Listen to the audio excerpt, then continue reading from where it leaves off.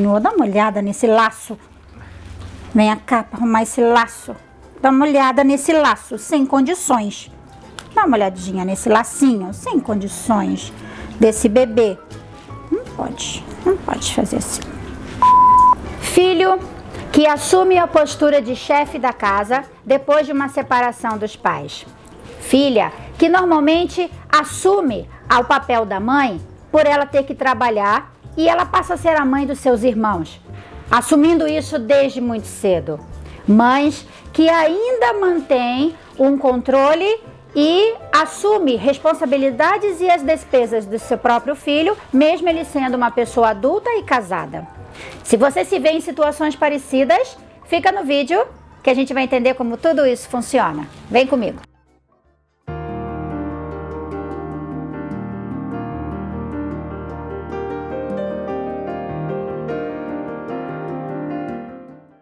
Olá, eu sou Ana Carlota, sou psicanalista, essa é a Pandorinha, olha que coisa mais linda da mãe, é a minha princesa. E a gente vai falar hoje um pouquinho sobre a importância e a necessidade de se cortar o cordão umbilical emocional no sentido de família, onde isso vai tornar o relacionamento muito mais saudável e vai sair de um quadro de dependência, né? O que atrapalha muito a vida tanto dos filhos quanto dos pais, ok? Mas antes, eu vou pedir para que você não esqueça o joinha, não esqueça de curtir, compartilhar, comentar e todo aquele negócio que a gente já sabe como funciona. Dá uma força aí, galera. Conto com vocês, viu?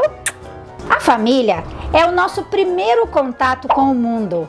Ou seja, são as nossas primeiras interações sociais. É o nosso primeiro vínculo afetivo. E, de fato, é o nosso primeiro amor. Né? Nós vamos ter como família a base e a referência de tudo que vai ser direcionado para a minha vida a partir daquele momento. A criança, ela tem toda a vida dela estruturada em cima das bases que ela traz, né? Todas as referências de relacionamento que ela vai ter vai vir da infância. Os primeiros contatos pai e mãe, figura feminina e masculina, autoridades de poder, relacionamento dos pais vai pesar bastante em tomadas de decisão desses filhos na fase adulta, quando eles forem se relacionar amorosamente com outras pessoas e até mesmo socialmente. É importante entender que base familiar e o papel de cada um dentro desse núcleo faz toda a diferença quando a gente está num processo de trabalhar o resgate da identidade do indivíduo, tudo bem? O que acontece é que esses laços familiares, eles precisam ter limites e limites bem estabelecidos, para que isso não se torne, ao invés de frutos de uma relação saudável, se torne preocupações e sofrimentos a curto e longo prazo, fazendo com que todos os indivíduos envolvidos nessa história, nesse contexto, sofram de alguma forma direta ou indiretamente, tudo bem?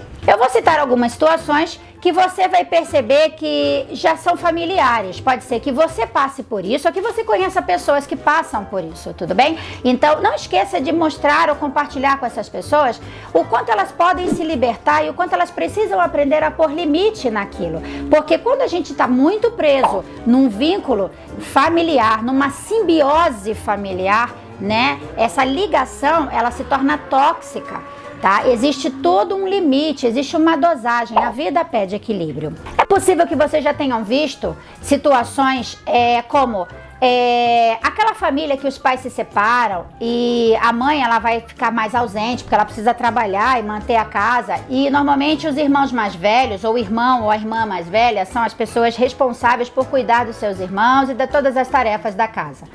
É possível que também você já tenha visto ou vivido situações onde normalmente, às vezes os pais não são separados, mas existe ali um conflito conjugal muito grande, é um ambiente muito turbulento, de agressividade e violência de formas variadas, e os filhos acabam tendo que ir na defesa dos pais muitas vezes e fazer o papel desses pais, suprindo o que está faltando, tanto do financeiro quanto do emocional. Só que a gente às vezes está falando de crianças que não têm maturidade nenhuma para lidar com aquela situação, até porque o casamento não é delas, a relação não é delas, mas de alguma forma ela carrega aquela responsabilidade. O problema é que essa criança cresce e ela vai se sentir ainda na responsabilidade de cuidar do mundo, da família, menos dela. Quando eu me prendo muito na necessidade de cuidar apenas do outro, eu esqueço de mim. E isso vai me trazer a longo prazo muitas sequelas. A autoestima é uma das primeiras coisas que é anulada. E na sequência, eu não consigo olhar para mim, eu não sei quem eu sou. E eu chego na fase adulta muito perdido e na necessidade de estar sempre cuidando de alguém, o que faz com que eu nunca consiga me perceber como pessoa, como indivíduo, entendendo o meu valor e dando prioridade também para o que eu desejo. A tendência à depressão e picos de ansiedade altíssimo, desencadeando outras patologias sequentes, é imensa, tudo bem? O que seria cortar esse cordão umbilical emocional, né? Seria literalmente modificar padrões de comportamento, tá? Não é uma tarefa fácil, nem para os pais em relação aos filhos, nem para os filhos em relação aos pais. Dei exemplos aqui de situações onde os filhos estariam muito presentes e muito ativos, assumindo um relacionamento e responsabilidades que não são deles. E vou dar um exemplo ao contrário, de pais que ainda mantêm, mesmo os filhos adultos, um controle excessivo, uma necessidade de estar ali assumindo responsabilidades e até mesmo despesas financeiras desses filhos, impedindo que esses filhos de fato assumam a fase adulta e cresçam. E esses filhos ainda enxergando esses pais como porto seguro. Essa confusão de papéis impede que tanto pais quanto filhos cresçam, se enxerguem como indivíduos, vivam sua vida de uma forma mais saudável. Ah, então eu tenho que virar as costas para minha família? Ou a mãe e o pai vai dizer, ah, mas eu vou virar as costas para o meu filho? Não. O que vai acontecer é que um e o outro precisam encontrar limites, tá? A mãe ou o pai que ainda mantém filhos adultos, né, num processo de frequência, sendo sustentados, sendo controlados, tentando determinar muita coisa, é nítido que eles estão sem olhar para eles e impedem que esses filhos adultos, já muitas vezes casados, pais, mães que já são, consigam olhar para eles como indivíduos adultos, homens e mulheres que têm que assumir a própria responsabilidade. Quanto mais eu faço pelo outro, mais eu impeço ele de crescer. Então, quanto mais eu impeço o outro de crescer, quanto mais eu impeço o outro de progredir, mais eu estou demonstrando que eu preciso estar no controle da vida dele. E isso não é amor, isso é dependência emocional de ambas as partes. A dependência emocional do filho e da filha é em aceitar que precisa da ajuda dos pais e a dependência emocional dos pais em relação aos filhos de acreditar que eu gosto de saber que eles precisam de mim, né? E isso faz com que os indivíduos envolvidos nesse contexto não cresçam, não trabalhem como pessoas a sua própria vida, gerando neles sequelas, frustrações, tristezas, depressões, ansiedades e várias patologias emocionais e, na sequência, psíquicas e até mesmo físicas, tá? Porque chega uma hora que, por mais que eu me mantenha numa posição, tanto como filha ou como mãe, eu vou trazer, ou como pai, ou como irmão, ou como filho, independente disso, se eu não consigo trabalhar esses papéis, colocando limites, colocando todas as coisas dentro de um contexto certinho, bem equilibradinho, isso vai trazer prejuízos para todas as pessoas envolvidas, tudo bem? O que acontece? Muito desse comportamento, ele precisa ser trabalhado, primeiro trazendo para minha realidade, né, para minha consciência, o meu estado atual. O quanto esse contexto me incomoda, o quanto esse contexto não está fazendo bem, nem para mim e nem para o outro. O quanto eu preciso permitir que meus filhos caminhem sozinhos e o quanto eu preciso permitir que meus pais aprendam a fazer as coisas sozinhos também. Ah, Ana, então eu vou abandonar meus pais? Não, de novo não. Primeiro porque não se abandona maior de idade, né? O abandono só é feito em cima de pessoas incapazes de cuidar de si mesmas. Caso contrário, se ela sabe fazer, deixa ela fazer. A mãe se vira, o pai se vira, o filho se vira. Eu costumo brincar com meus pacientes o seguinte, eu sempre pergunto assim, explica pra mim por que o sapo pula. A pessoa normalmente para e fica olhando pra minha cara. Hã? É, isso mesmo. O sapo pula porque não sabe andar. A necessidade faz ele pular. Então, quando eu não tenho quem faça, quando eu não tenho quem se responsabilize pela minha vida e eu tô vendo ali que eu preciso fazer alguma coisa para que aquilo aconteça, acredite, essa pessoa vai se virar. E você, como membro da família, vai estar ali como um suporte. E isso é natural. Estamos aqui todos para ajudar um ao outro. Nós vivemos em sociedade. Precisamos um do outro, só que dentro de uma dosagem. É óbvio que eu vou fazer a minha parte como filha e vou fazer a minha parte como mãe.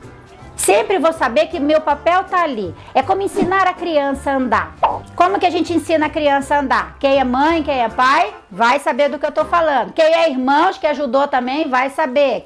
Quem é tios, vai saber, né? Quando a criança começa a dar os primeiros passos, se você fica segurando na mãozinha dela, mesmo naquela distância entre um sofá e outro, ela nunca vai ganhar segurança para caminhar sozinha. Então, normalmente, o que a gente faz?